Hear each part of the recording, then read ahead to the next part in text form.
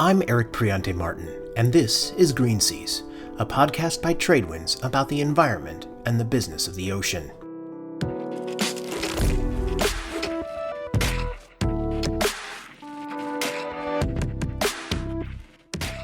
So I'd like to call to order the special session with a roll call vote.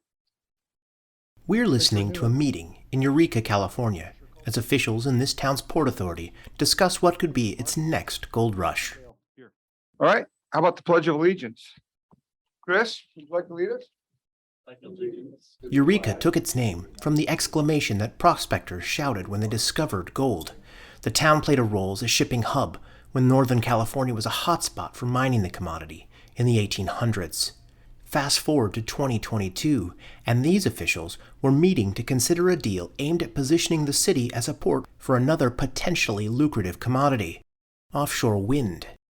The Port Authority was about to sign an agreement with Crowley Wind Services that would launch exclusive negotiations with the company to develop a terminal to serve the offshore wind industry. This is Larry Oetker, Humboldt Bay Harbor Recreation and Conservation District's Executive Director. Why is this happening right now?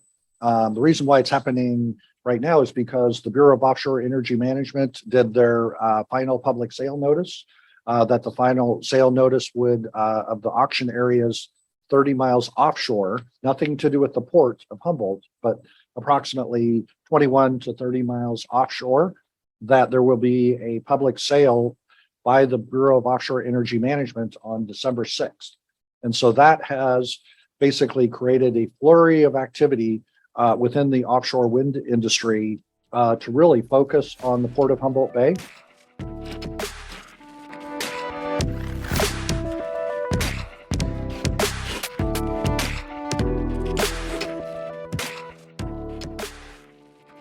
That flurry is seen in the groundswell of interest in the 5 leases that the federal government is auctioning, 3 of which are off Eureka, and 2 in Southern California's Morro Bay. California is aiming to have up to 5 gigawatts of offshore wind capacity by 2030, as U.S. President Joe Biden targets 30 gigawatts by the same time frame for the whole country. The state is also gunning for 25 gigawatts by 2045. Recharge, which covers the renewable sector, has reported that 43 developer consortia have lined up to participate in the bidding for what could become 4.5 gigawatts of generation capacity. That is more than double the number of players in the last big offshore wind auction for waters off New York.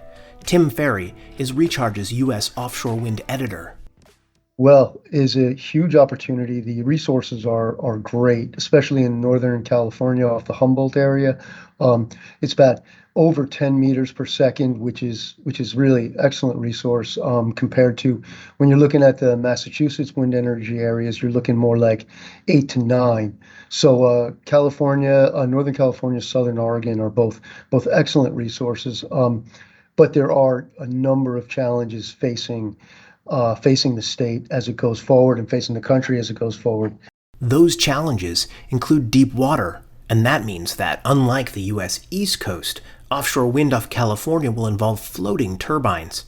Rough seas will make installation harder, and there are looming question marks over offtake and transmission. Another major challenge is a shortage of ports to serve the offshore wind sector. And that brings us back to Humboldt Bay.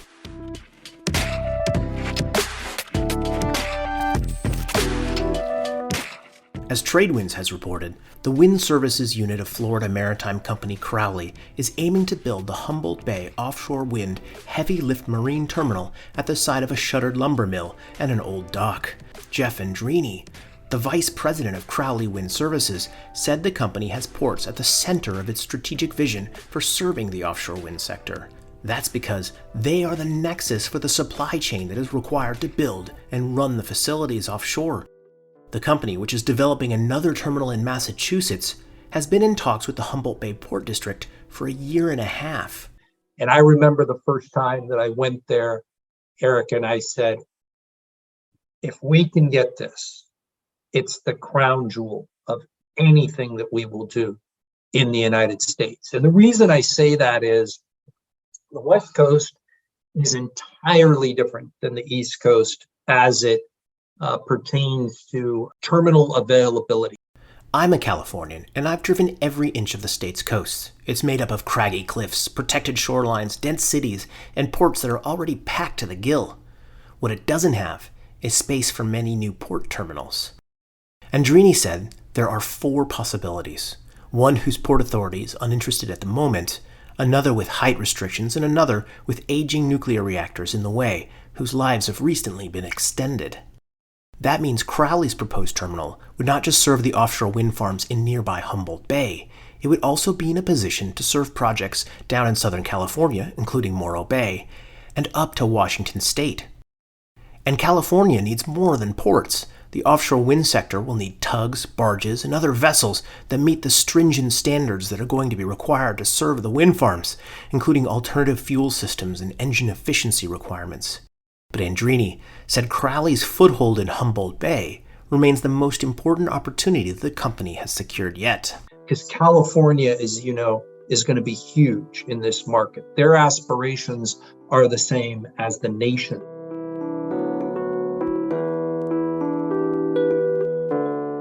Here's some more stories on sustainability and the business of the ocean. Tradewinds reporters have taken a deep dive into the offshore wind vessel sector. My colleague Paul Peachy has found that rising markets are teeing up tougher competition between the renewables and fossil fuels industries for ships that can serve both sectors. And correspondent Adam Corbett reports that offshore wind farm development in Japan is picking up pace. Investors should call on shipping and its customers to slash operational carbon emissions. That's the conclusion of the Environmental Defense Fund, or EDF, and the Maersk McKinney Moller Center for Zero Carbon Shipping in a joint report. The report lays out a series of asks that shareholders should make of maritime transportation providers and their customers. Andrew Howell is EDF's Director of Investor Influence. The key is we don't have enough time just to wait until we have a perfect solution.